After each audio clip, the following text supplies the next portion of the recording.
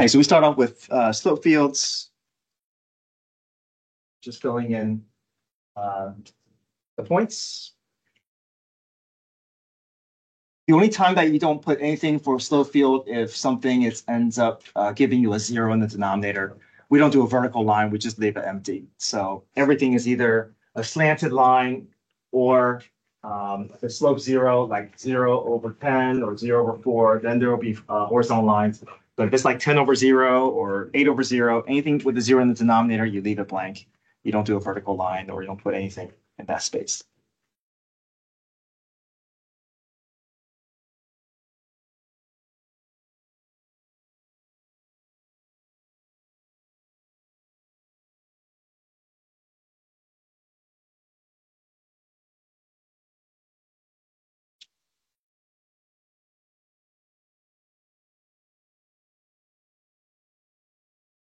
Okay, so we start off with gathering information to do our tangent line equation. So we take our ordered pair, put into our derivative, which is our slope formula, point slope form, put in the decimal value, and that's our linear approximation.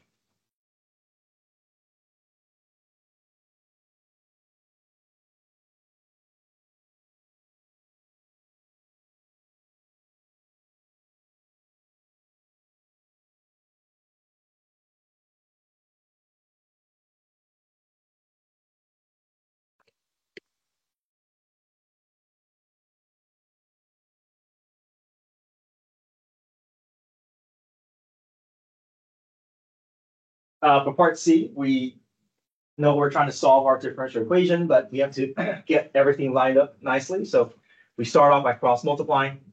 This is something I do want to point out that I remember from what I saw on the test is that everything that is given to you, even if you don't see a set of parentheses, I think it's good habit to build a set of parentheses around a term that is together, like the x-1, for instance. So here, if you put I think it's good to have parentheses around that x-1 just to help keep these together when they start moving around. So I saw some students have issues with this where they cross multiply and they forget that these are together and they start separating them. So even though we don't see a set of parentheses, the x-1, there's an understood parentheses around this x-1. So when you cross multiply, you get x-1 y is equal to y squared dx. And then when you have these in place, the dy and dx's are lined up. They're ready to go.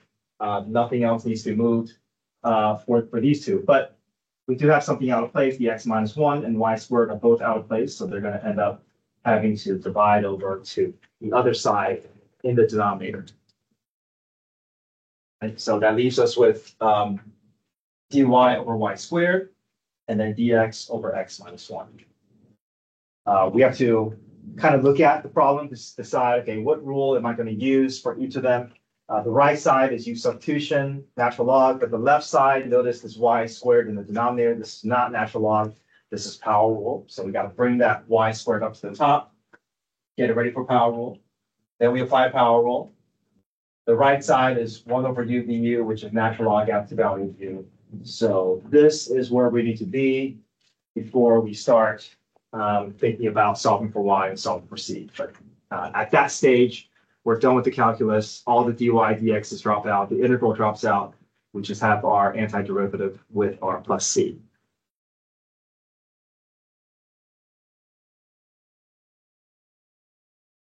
Okay, so then after this, we have two things left to do. We got to solve for c. We got to solve for y.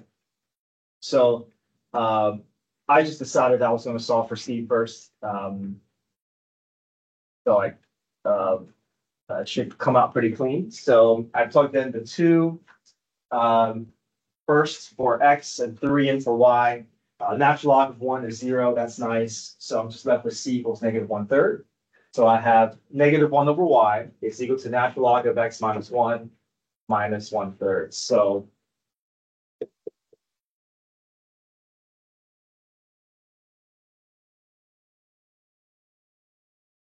I do want to solve for y. There's two things out of place. The negative is out of place, and I would like to uh, flip that y over. So first thing is I distribute a negative through.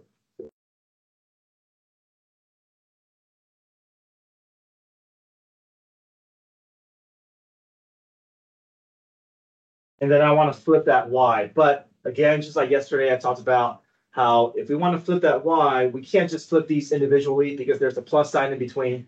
But what we can do is we can flip this whole thing if think of it as one big fraction. So I can flip a fraction and a fraction on both sides. I just can't flip when there's plus and minus in between each term. I can't do these individually, but I can flip these just one. It looks messy, but it's okay. Whatever ends up on the right side is good. We just need to let that left side have that y equals. So if I flip that, that becomes y over 1, and this becomes 1 over negative natural log of x minus 1 plus 3, or either form is fine.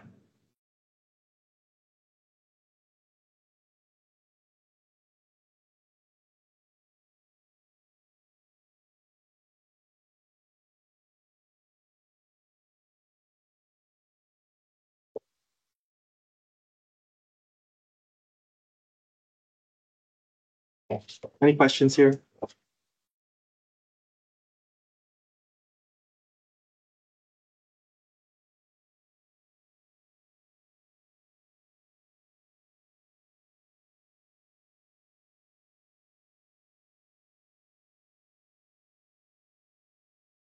Okay, let's do page 17. This one's a little messier because of the variables that we're seeing, but we'll do one of these, and then we'll spend the rest of the class doing Riemann sums practice. So page 17.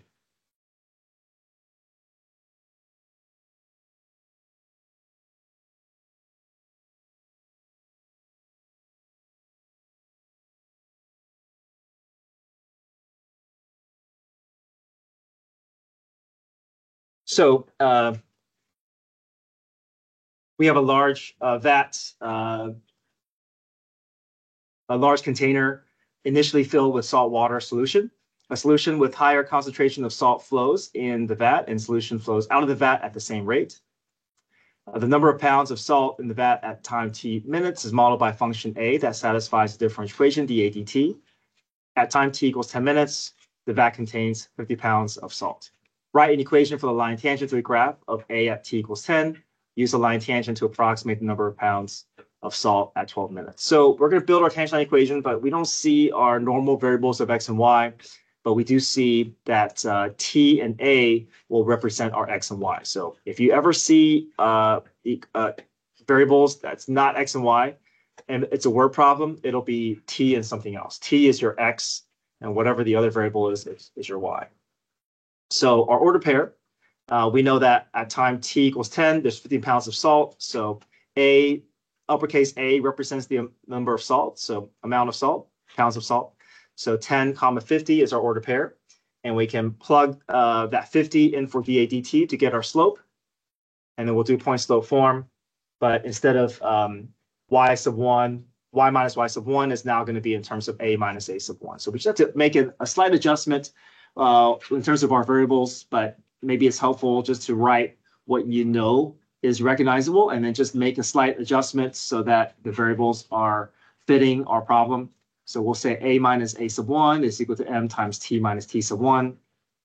Our order pair is 10 comma 50. Our slope looks like it doesn't need that t, it just needs that a. So I could plug that 50 in for dA dt. 6 minus 0.02 times 50 gets us 5.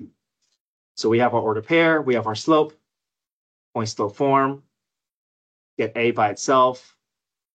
And then the linear approximation just comes in when you plug in the 12 into your tangent line equation.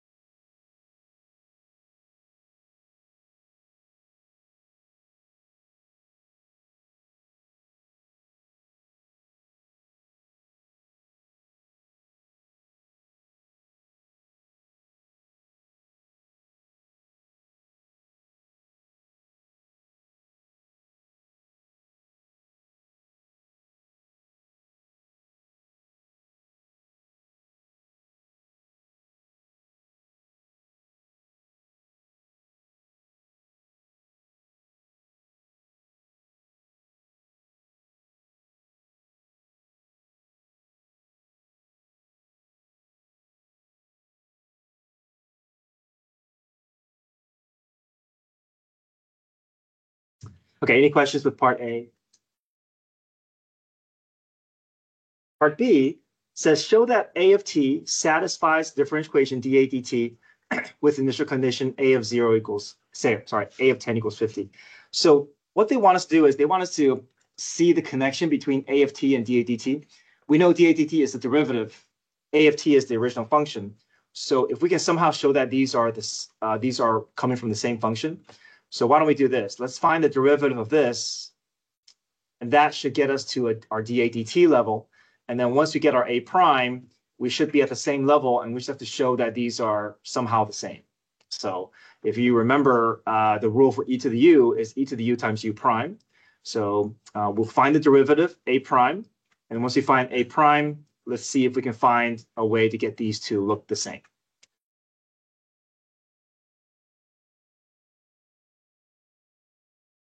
So here's my A of t. Let me zoom in on this.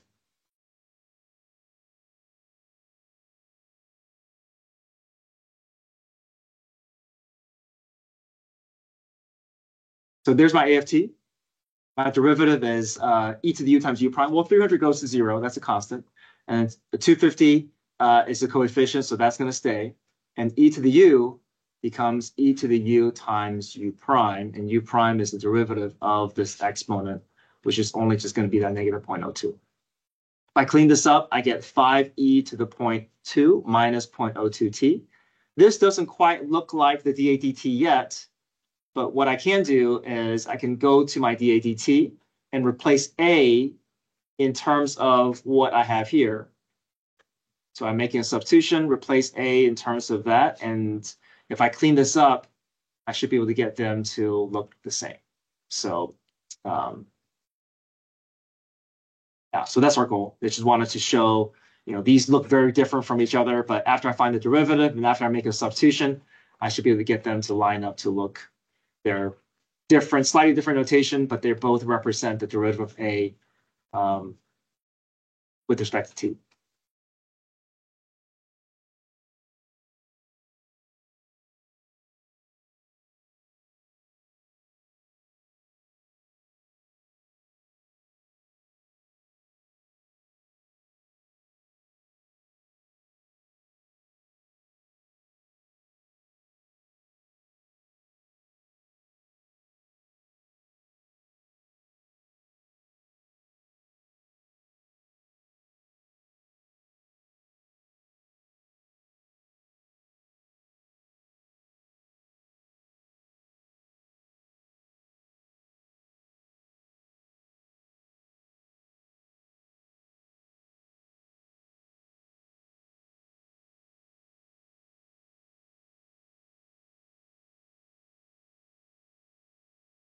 Okay, any questions with part B? Okay, part C. I'll work through this step by step with you here.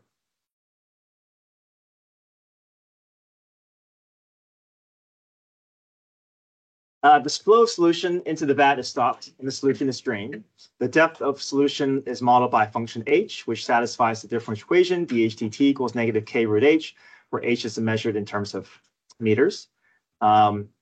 If the depth of the solution is 16 meters at time t equals 0 and 4 meters at time t equals 30, what is h of t in terms of t? So we're trying to find h of t. We're trying to find our antiderivative. We're trying to find our solution. We're going to have to separate our variables, take our antiderivative, and bring this h prime up in terms of h. So we'll set everything up and cross multiply, just like how we've been working on before.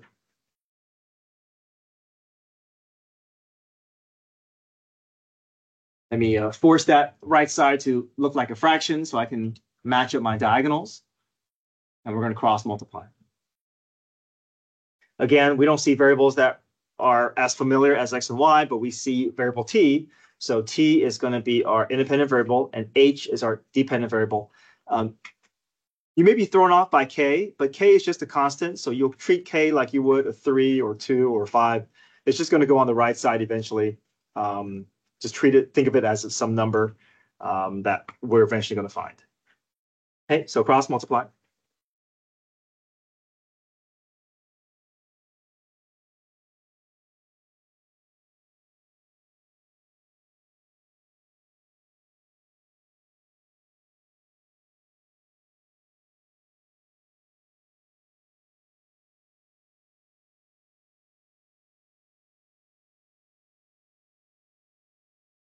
Okay, so after we cross multiply, we do have our dH and dTs lined up nicely. Those will not move. But we don't have full separation of variables. That root h is out of place. Again, you may be thrown off by k, but k is just some number. It's just some constant. We don't want that on the left side. It's going to stay on the right side. So we'll just move that root h over.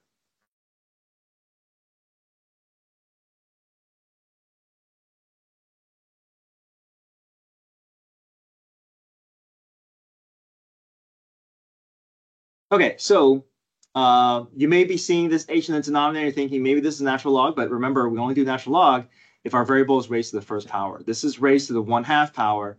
We got to bring it up. We got to go through power rule. And the right side, there's a 1 that's hiding here. So it's really taking the integral of 1 dt. Let me set this up here. So I have root h is h to the 1/2 in the denominator. I'll make it h to the negative 1/2.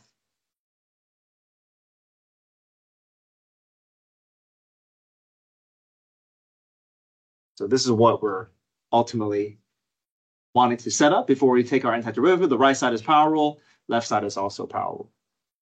So power rule, we don't do k squared over 2. We don't do power rule. We don't treat this like a variable. It's 1 becomes 1t. Right? So that k is just going to hang out in front, just like if it was the coefficient. Okay. Power rule.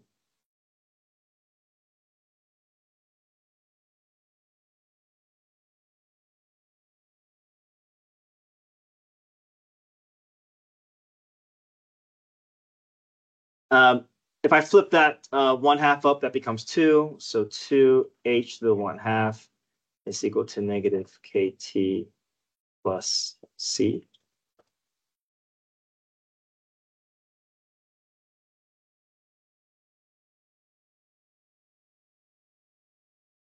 So they're giving us 2 sets of order pairs. And the reason why they're giving us 2 sets of order pairs is because we need to solve for k and we need to solve for c. So that's why we have order pair 0, 4. I'm sorry, we have order pair t 0, 16 and order pair 4, 30. So we need to involve both order pairs and maybe one at a time. And anytime you see 0, 0 is going to be the one that you want to start with. 0 is going to help us isolate a variable quicker. So let's start with 0, 16.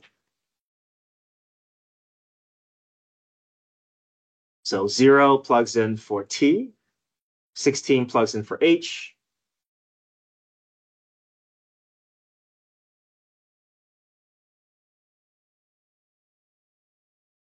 Root 16 is 4. 4 times 2 is 8.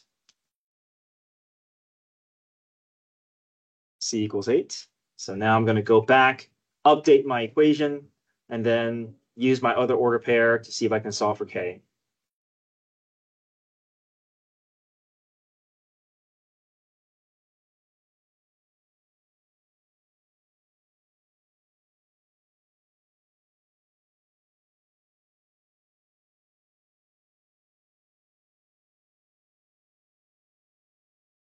So at 30 seconds, or t equals 30, my height is 4. So this should help me solve for k. So 30 in for t, 4 in for h.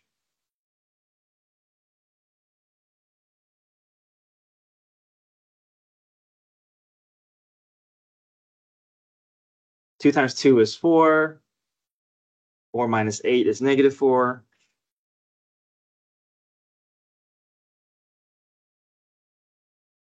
So k is equal to 4 over 30 or 2 over 15.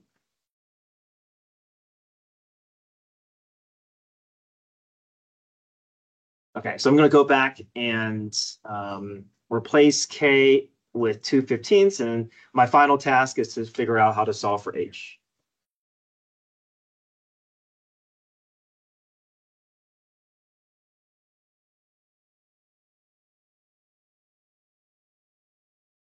I solved for c, I've solved for k. My last task is to get that h by itself. So I'll divide both sides by 2, or think of it as multiplying everything through by 1/2.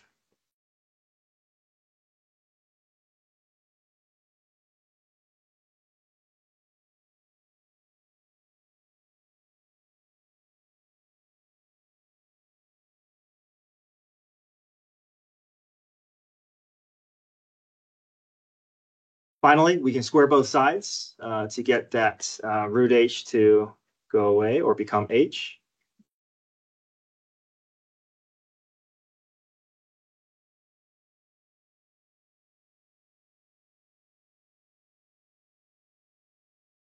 And then remember, once you have your variable by itself, don't worry about trying to clean up the right side. Whatever you have on the right side is good. You don't have to worry about, okay, do I need a FOIL? Do I need to expand? Leave the right side as messy as you like. There's no rules in terms of, okay, I got to clean it up to a certain point. The goal is you want to get that C in terms of a number. In this case, we also did K in terms of a number, and that get that variable by itself. And whatever's on the right side, just leave it alone.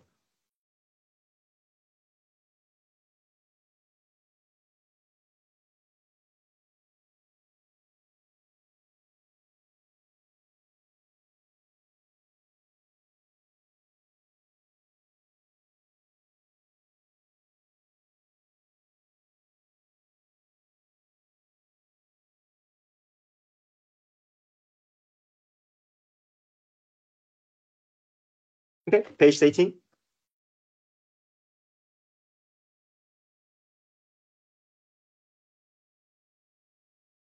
Okay, so back to table of values, Riemann sums.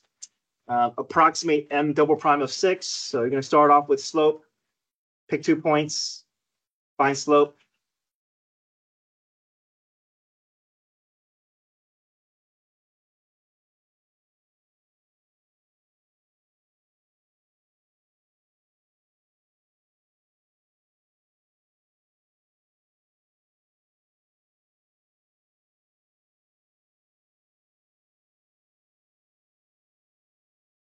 And if you look at your order pair, we have order pair that's at 5 and 7. So you want to choose the order pair that's closest to 6.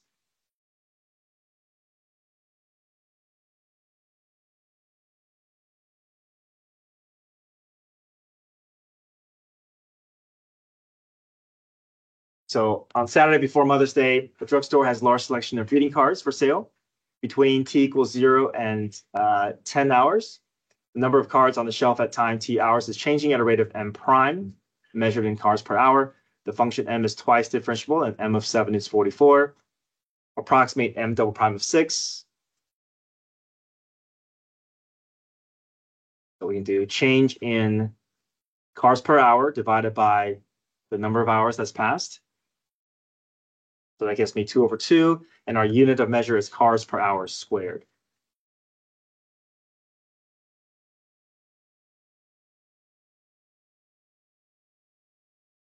So anytime we're talking about second derivative, we want to be able to say that somehow the rate is increasing or the rate is decreasing. In this case, the rate is increasing because of the 1.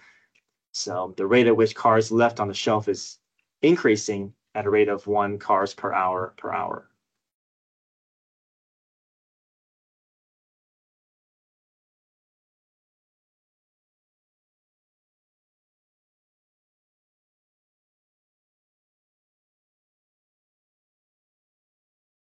Part C, tangent line equation. So get your order pair, get your slope, point slope form, and then finally you can use that to approximate m of 9.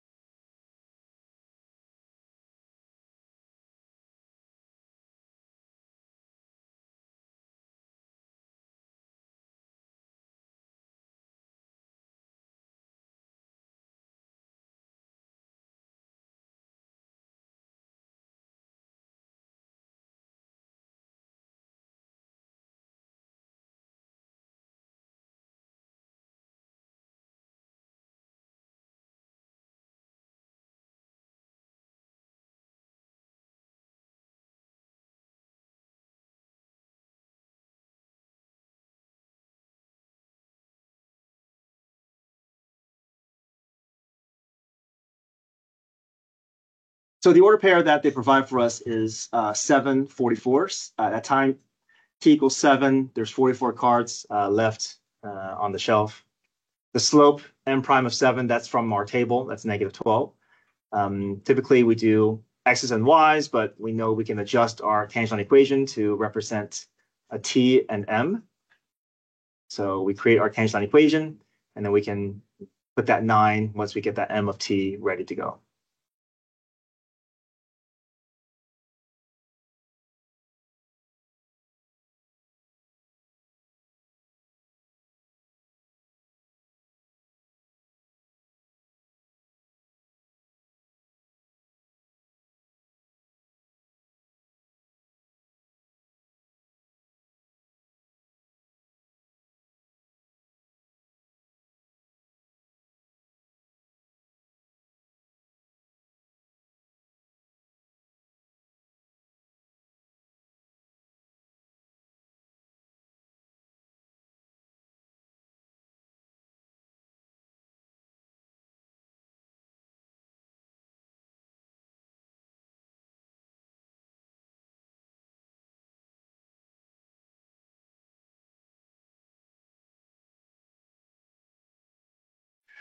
For part D, is there a time such that m double prime of c is equal to 0?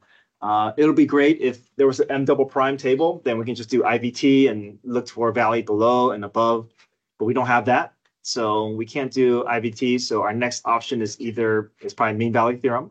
So mean value theorem is saying, okay, can I guarantee a place where the slope of m prime is equal to 0? Because if I can find a place where the slope of m prime is 0, then there must be a place where m double prime is equal to 0. So the slope is equal to 0 if I can get 2 points to be the same starting points. So I do have that. I have two m primes being negative 12. So if I do the change in m prime over the change in time, I can get this to 0 out, and that is mean value theorem. I said Rolle's theorem, but you can say mean value theorem as well. But we do have to indicate our units of our conditions. This m prime is continuous, brackets, differentiable with parentheses, and then we can also just, I said that the endpoints are the same, but you can say MVT, and you can just do m prime of 7 minus m prime of 4 over 7 minus 4 is equal to 0. So that is also indicating that the slope is 0. But Rolle's theorem is saying that the endpoints have the same y value, which is the same as same result as MVT.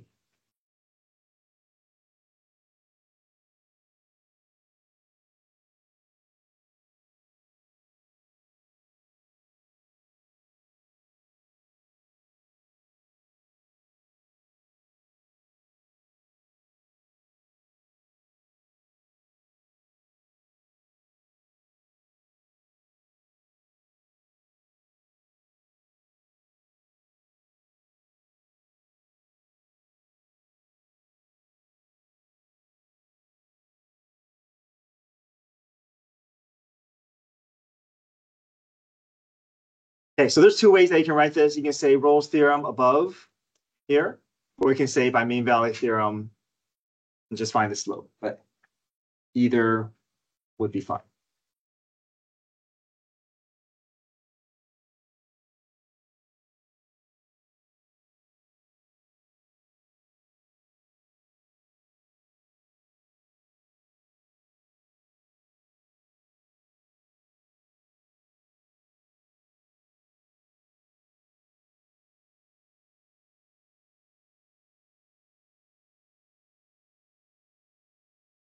Okay, part F, use Wright-Riemann sum with four subintervals. So go ahead and bracket off your table, find your width, find your height, and do area, width times height, width times height. You are going to hold on to your negative values there.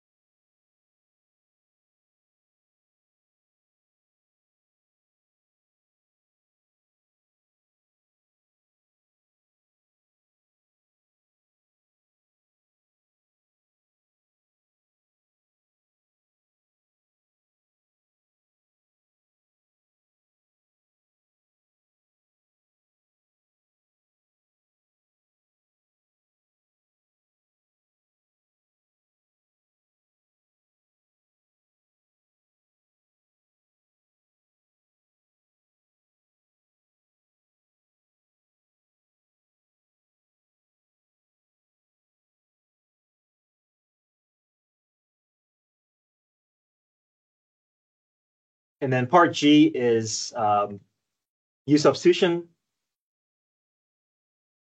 You saw something similar to this on the previous quiz.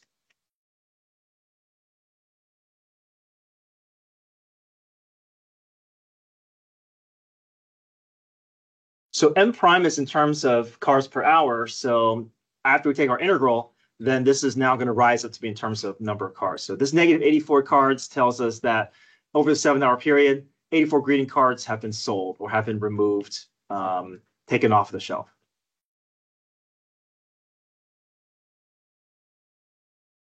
So after you take your integral, notice that your units of measure is going to change. Your m prime, which is cars per hour, is no longer cars per hour. Now we've accumulated that rate over time. So this now in terms of cars, right? So I think this is where I see some students have trouble. Take the integral. Students see, oh, m prime is cars per hour, so they want to say something about cars per hour here, but your units are going to change. You're going to strip away that denominator. That time is now going to be removed, and it's now just going to be just cards, number of cards. Part G, U substitution. So we go through U substitution. We get everything in terms of U, and then m double prime of U becomes m prime of U. Replace the U back in terms of T, plug in our upper and lower bound, and then we can use our table of values to get it all the way down to 0.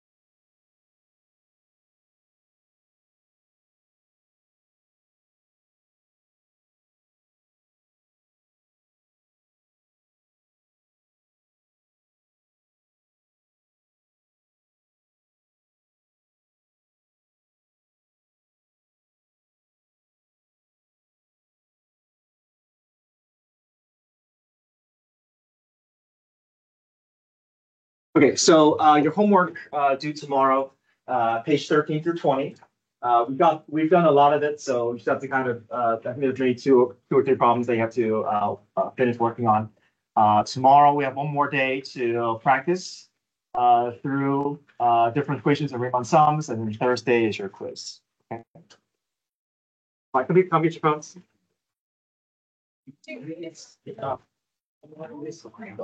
Was it 1 through 5? Yes, 1 through 5 and 16. Did we do some of the difficult things? I don't have one, but I can have to do that. Thank you. Later. Okay, yeah. Nice.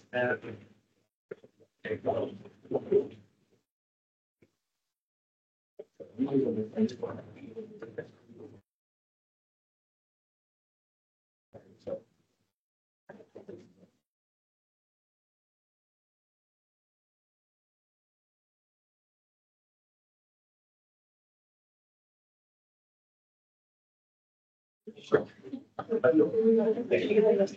Yeah. Okay. So that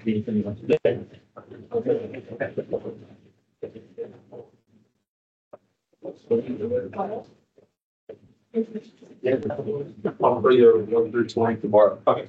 Well, thanks.